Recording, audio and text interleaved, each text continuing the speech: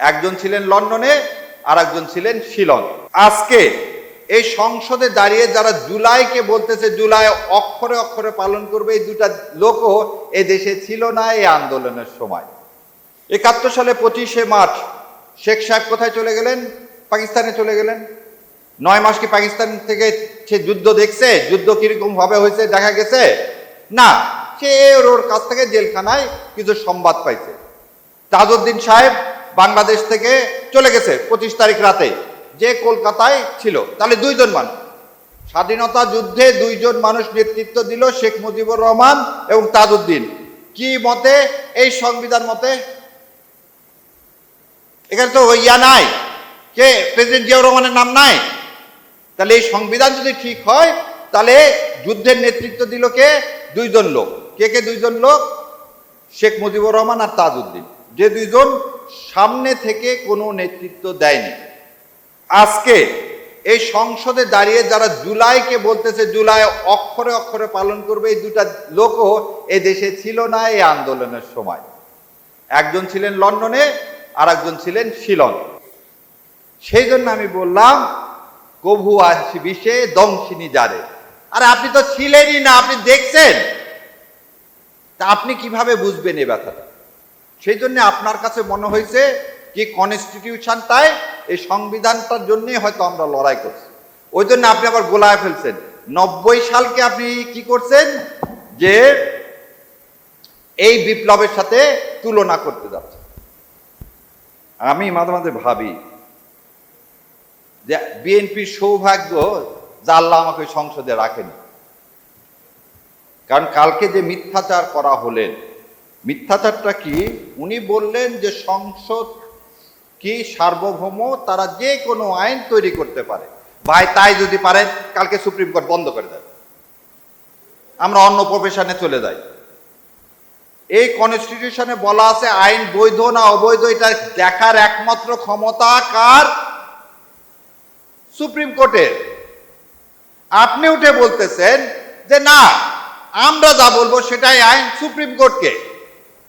অতএব পঞ্চদশ সংশোধনের কথা বলে বেগম খালেদা জিয়া, আল্লাহ ওনাকে বেহেশত নসিব করুক, এই সংবিধান ফেলে দেওয়ার কথা যে বললেন, ওনাদের কথা ছিল পঞ্চদশ সংশোধনীতে যেসব করা হয়েছে সেই কারণে সংবিধান ফেলে দিতে বলা হয়েছে। এখন সেই সংবিধান আমরাই কি করব? আমরা অ্যামেন্ডমেন্ট করব। আমরা সংস্কার করব না, আমরা কি করব?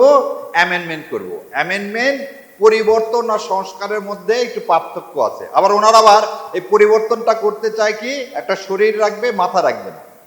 মাথাহীন দেহের কোনো মূল্য আছে?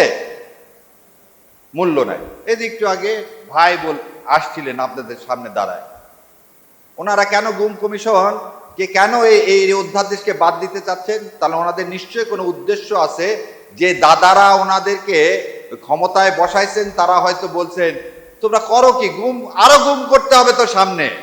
ওই জন্য মাননীয় স্বরাষ্ট্রমন্ত্রী বলছেন মবের নামে রাস্তায় নামতে দিব না। তাহলে একটার সাথে আর একটার সম্পর্ক দেখেন। এবার আমি আপনাদেরকে আর একটা দিকে নিয়ে যাব, সেটা হচ্ছে রাষ্ট্রের আমরা জনগণ এই সংবিধান অনুযায়ী মালিক।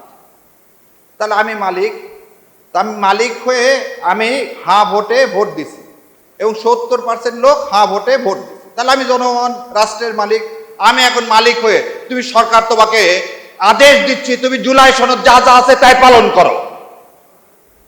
তা মালিকের কথা কি তুমি কি করতে পারো? অগ্রাহ্য করতে পারো? গভর্নমেন্ট, সরকার কি? সরকার জনগণের চাকর, একদম সহজ সরল কথা। চাকর যদি কি করে, মালিকের কথা না শুনে, সে চাকরে আপনি রাখবেন? রাখবেন না? রাখবেন না? রাখবেন না।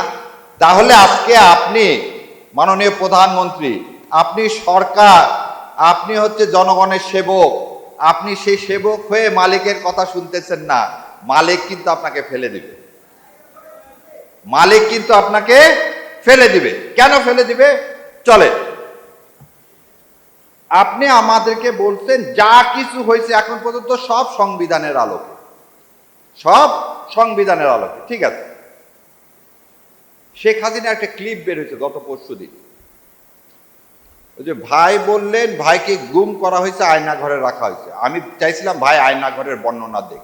আমি জানি না ভাইয়ের আয়না ঘরে সোফা সেট ছিল কিনা, লন ছিল কিনা, ভাইকে কি 3 বেলা, হাসিন ভাই আপনাকে কি 3 বেলা চাটা দিত? টিভি দেখার সুযোগ ছিল? তাহলে যদি সুযোগ থেকে থাকে তাহলে আমি বলবো যে হ্যাঁ সালাউদ্দিন সাহেব গুম হয়েছে। আর যদি এটা না হয়ে থাকে তাহলে হাসিনা যে কথা বলছে সালাউদ্দিনকে আমি কখন গুম করলাম? সালাউদ্দিনকে দোতলা বাড়িতে রাখলাম, সালাউদ্দিনকে দোতলা বাড়িতে। এটা শাহরিয়ার কবির আমি বলতেছি না, শেখ হাসিনা বলতেছে। তাহলে সালাউদ্দিন সাহেব কিভাবে গুম হলেন? যেভাবে কালকে মিথ্যাচার করে কিছু ছেলে পেলেকে আপনারা ছবি লাগায় জুলাই যোদ্ধা বানায় কি করছিলেন, সংসদের ওই ভিআইপি গ্যালারিতে বসাইছেন। কি তাজ্জব কথা! মানে কনস্পিরেসি একটা শেষ থাকতে হয়।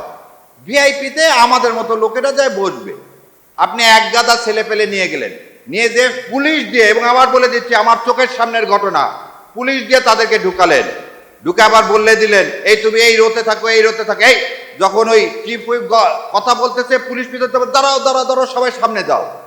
এই নাটক বন্ধ করেন, এই নাটক বন্ধ করেন। কালকে আমি নিজে ওই মেঘনাতে ছিলাম, একদম পিছনে, কারণ আপনি আপনার তো ক্যাডার বাহিনীর সামনে বসায় রাখছেন, আমাদের মতো লোকের ইজ্জত দিবেন কেন? পৃথিবীর ইতিহাসে এটা বিরল, পৃথিবীর ইতিহাসে এটা বিরল। এবার আমি আপনাদেরকে একটা একটা করে কথা, কোন সংবিধানের কোন ধারার আন্দোলনে এই গণ আন্দোলন হলো? কেউ কি বলতে পারবেন সংবিধানের কোন ধারার আন্ডারে এই গণ আন্দোলন হলো? সংবিধানের কোন ধারার আন্ডারে আপনি পুলিশকে মনরাস্ত্র দিলেন? সংবিধানের কোন ধারার আন্ডারে হেলিকপ্টার থেকে গুলি চালিয়ে ছোট ছোট বাচ্চাদেরকে শহীদ করা হলো? আচ্ছা, এটা না হলে গণ অভ্যুত্থান আপনি মানেন না, বিপ্লব মানেন না, খুব ভালো কথা। আপনি আমাকে বলেন সেদিন 5 তারিখে মাননীয় সেনাপ্রধান সংবিধানের কোন ধারার বলে আপনাদেরকে কোথায় সেনা প্রধানের অফিসে ডাক দিল, এবং সেই ডাকে আপনি ফখরুল সেখানে উপস্থিত হলে দয়া করে বলেন যে সংবিধানের কোন ধারায় আছে সেনাপ্রধান সমস্ত বিরোধী দলকে সেনানিবাসে ডাকতে পারে? আছে? নাই। আসেন, আপনি সেনাপ্রধান সবাইকে বলল চলেন সরকার গঠন করি, এটা সংবিধানে কোন ধারায় আছে? সংবিধানের ধারায় আছে আর একজন প্রধানমন্ত্রী নির্বাচিত না হওয়ার আগ পর্যন্ত সেই প্রধানমন্ত্রী থাকবে। তাহলে আজকে আপনি প্রধানমন্ত্রী হলেন কিভাবে? তাহলে 29 সালের আগে তো নির্বাচন হওয়ার কোনো বিধান এই সংবিধানে নাই, তাহলে আপনি হলেন কিভাবে? এবার আরো একটা জিনিস বলি, আপনারা রাষ্ট্রপতির কাছে গেলেন, রাষ্ট্রপতির কাছে গিয়ে আপনারা তার সাথে আলোচনা করে কি করলেন? সংসদ ভেঙে দিলেন। সংসদ ভেঙে দেওয়ার জন্য এই সংবিধানে আছে প্রধানমন্ত্রীর সাথে আলোচনা ক্রমে তার অনুমতি ক্রমে সংসদ ভেঙে দিতে হবে। সেদিন আপনি প্রধানমন্ত্রী পাইলেন কোথায়? সেদিন আপনি প্রধানমন্ত্রী পাইলেন কোথায়? প্রধানমন্ত্রী তো পালায় গেছে। তাহলে কার অনুরোধে আপনি সংসদ ভেঙে দিলেন? তাহলে এই ভেঙে দেওয়াটাও সংবিধানে নাই। তাহলে আজকে যদি কেউ চ্যালেঞ্জ করে যে আপনাকে রাষ্ট্রপতিকে এই ক্ষমতা কে দিল, রাষ্ট্রপতিকে এই ক্ষমতা কে দিল? কারণ